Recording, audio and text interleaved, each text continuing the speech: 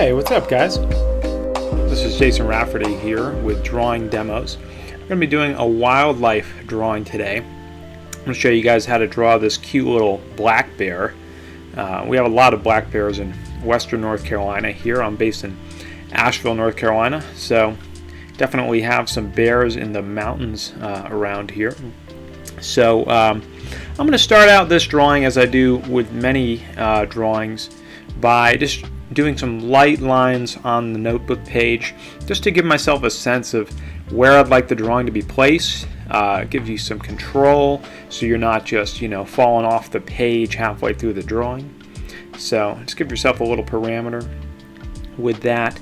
And then I'm starting out by lightly sketching some oval shape, very, very light for the head. I like to do that with figures, whether it's a human or an animal. Start with the head with a very light oval shape. And then I'm doing a movement curve, which is essentially just a long gesture line that will go from the head to the tip of the toe of the pose in a way that captures the large fluid gesture of the pose with just a long, simple line. So I've just chosen to go from the head to the back of the foot because that captures the sweep of the whole pose with this line. So just take your time sketching in this initial line, and then we're going to be able to use that line to build the rest of the drawing right off of in a nice way. It's sort of a guide for us. So I'm sketching in some large, simple oval masses for the torso and the pelvis of this bear. It's the same when I'm drawing a person. You do head, torso, and pelvis. Okay, and just these lines you can see these circles are not exactly on top of each other. There's a little bit of space in between. We're just mimicking the anatomical structure of the rib cage and the pelvis, how they're not conjoined. There's a bit of space in between them. So just keeping track of that. And I've just done a couple lines around them to give myself a sense of where the chest and the back will be. Just starting very large, just looking at the large movement of the pose and asking ourselves to draw the most simple large shapes that we can first before we get into a lot of details. I'm just starting to add a little bit of form now for the head, just to give myself a bit more of a sense. He has there's a sort of a triangular-ish shape to the cub's head. So just starting with some large, simple, more flat kind of lines to get a bit of the sense of the angularity of his head. And then we're just going to do some simple kind of gesture lines for each of the limbs as well. In a person, I do this with the arms and the legs, and so with a bear cub, we'll do it with the legs and the legs. And we'll just try and get, again, the very simple gesture of each of the limbs, and really paying attention to how each limb is a bit different from one another. And also, where's the weight gonna be? Like, what limb is he putting weight on, and what limb is more passive or in repose? And even thinking about that and imagining that when we're drawing these initial gesture lines. Just keeping them very simple, but also really thinking about, okay, this one is bearing weight, this one is going to be more passive.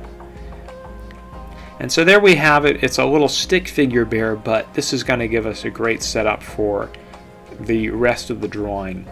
Kind of an armature, if you will, to build the rest of the drawing off of. And so I'm going to checking the height of the head compared to the height of the back. This is something we call comparative measuring. We do it all the time in drawings, the bread and butter of drawing. Just constantly comparing one big form to another big form.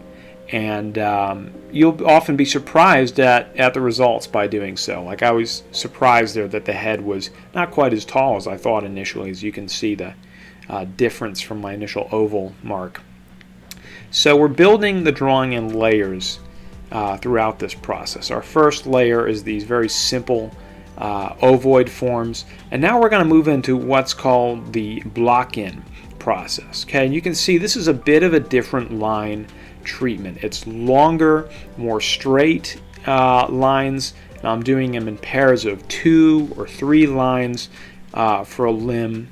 Okay, very long, simple forms, and we're getting more into the mode of comparative measuring. You can see I'm not spending too much time in any one given area of the drawing, but I'm moving around, comparative measuring, trying to make very simple, large statements that capture, the whole leg with like 2 or 3 large lines that also give a certain sense of dynamism, of being dynamic, of being fluid. Okay, we're drawing a living creature here, so we don't want them to be static. We don't want them to be too parallel with each other, trying to make them non-parallel. And so with this way of drawing, it allows us to be precise in terms of the placement of the lines. It's asking ourselves to be precise, like it's a math problem. We're trying to add up the numbers and get, the right solution, that everything adds up and is in proportion. And so, as you can see here, I'm having to make a correction on one of the limbs.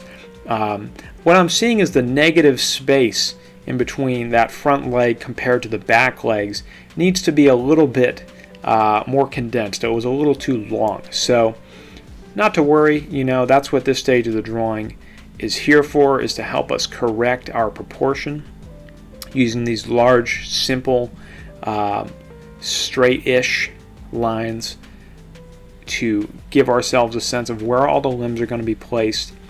And so we have this mix of kind of dynamic lines that we started with. We're thinking in terms of simple masses of oval shapes and movement, kind of more curving movements. And now we've moved into this more mathematical, kind of geometric way of very simply trying to get the proportions all in check with all of our forms here. And we're just starting to gradually build up a bit more detail. You can see I'm slowly making some of my initial kind of flat lines a bit more dynamic, just making them bow out, have a bit more tension as I go along here and add layers to the initial sketch. I've done a simple line just to indicate where the eyes are going to be placed. I was using the position of the bear's back to kind of say, okay, the eyes are about lined up with the bear's back, and just doing an initial eye line to get a sense of where the eyes will be placed.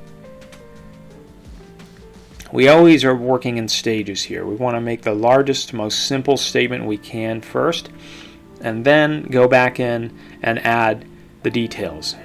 And that even means just the eyes themselves. They're still kind of details at this stage.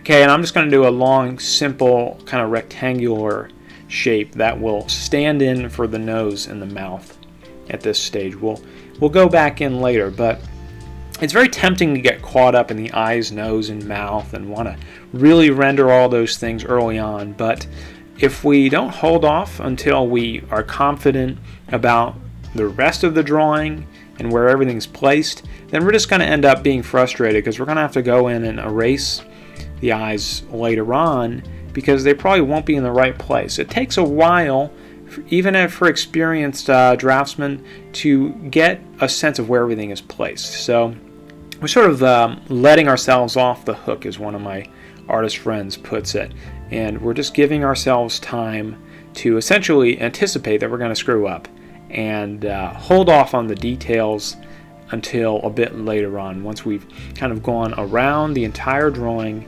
And you can see that I'm moving now, I'm moving throughout the drawing. I'm now going in with the upper back again, and using my kneaded eraser as a drawing tool as well to kind of soften the edges of lines.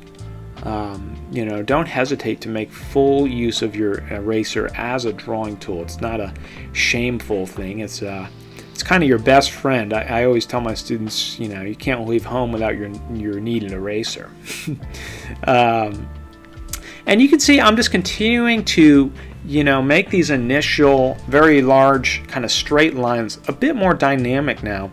just embellishing, adding a sense of movement and torsion to those initial armature lines.